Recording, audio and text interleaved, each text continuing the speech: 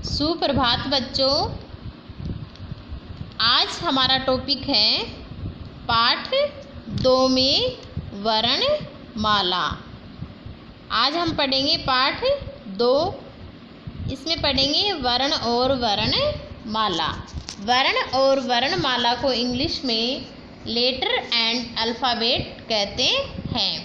आज हम वर्ण और वर्णमाला के बारे में विस्तार पूर्वक चर्चा करेंगे।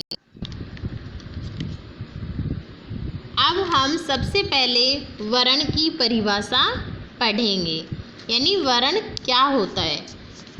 वह छोटी से छोटी ध्वनि, यानी कि भाषा की वह छोटी से छोटी ध्वनि जिसके और टुकड़े न किए जा सकें वर्ण कहलाती है।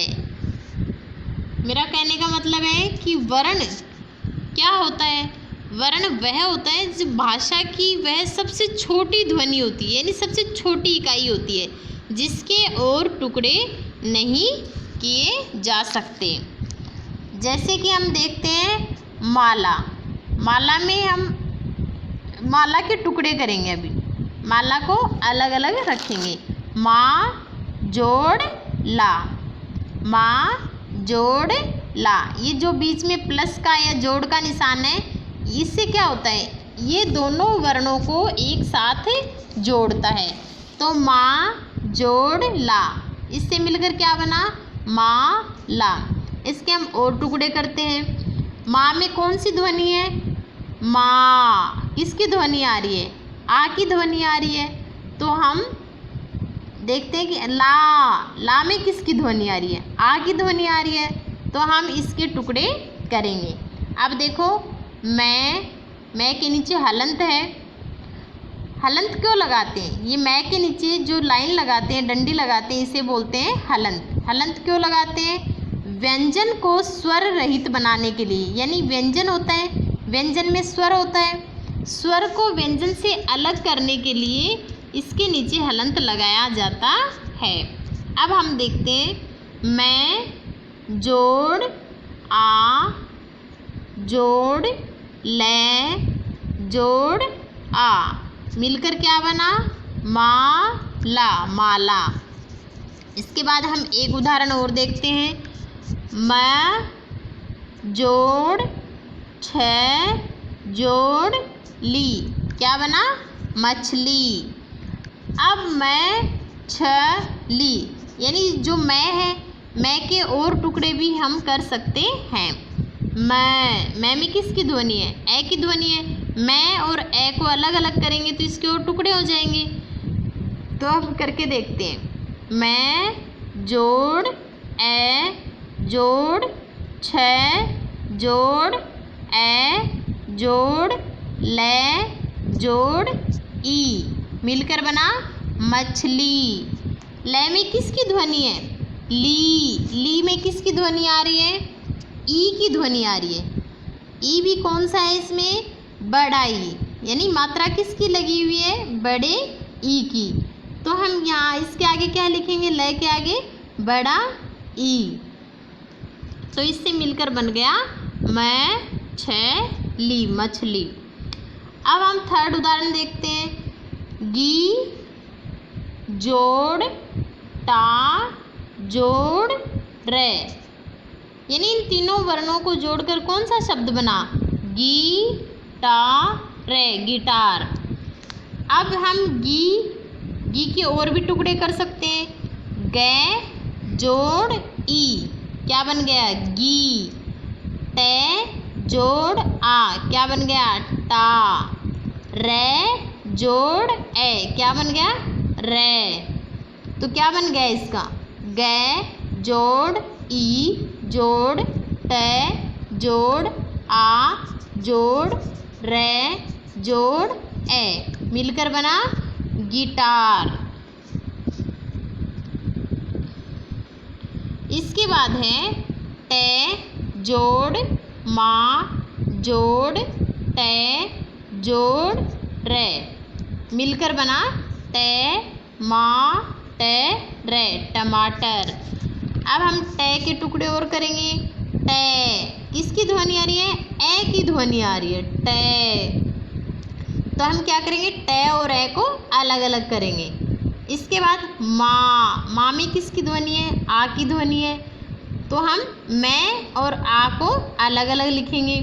उसके बाद है टे, टे में किसकी ध्वनि है? ए की, तो टे और ए को भी हम अलग अलग करेंगे। इसके बाद है रे, रे में किसकी ध्वनि है? ए की, तो हम रे और ए को अलग अलग करेंगे। अब हम देखते हैं टमाटर का। टे जोड़ ए जोड़ मैं जोड़ आ जोड़ टे जोड़ ए जोड़ रे जोड़ ए, मिलकर बना हमारा टमाटर।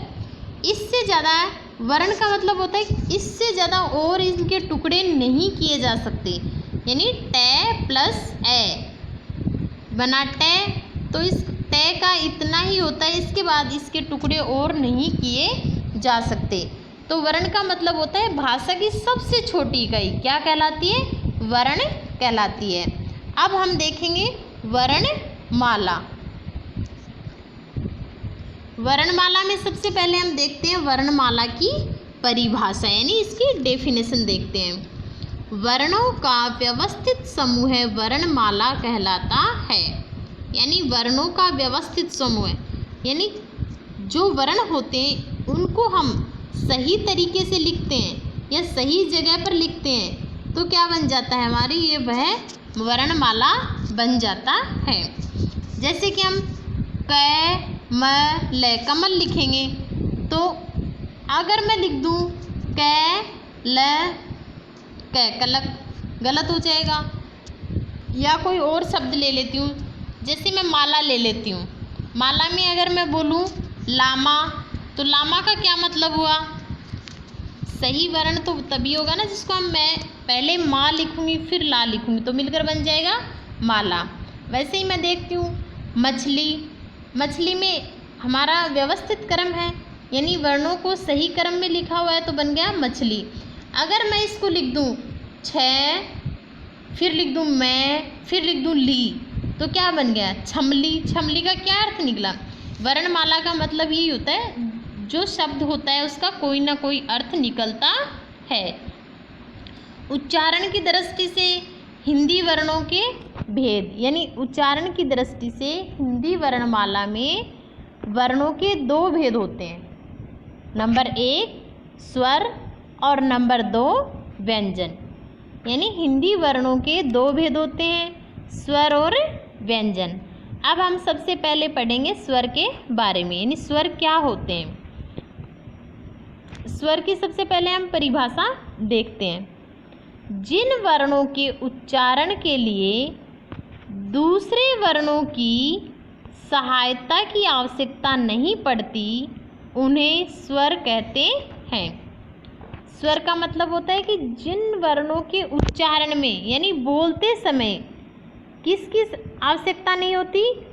दूसरे वर्णों की, यानी स्वर के अंदर स्वर को बोलते समय किसी दूसरे वर्णों की आवश्यकता नहीं पड़ती है, इसलिए इन्हें स्वर कहते हैं।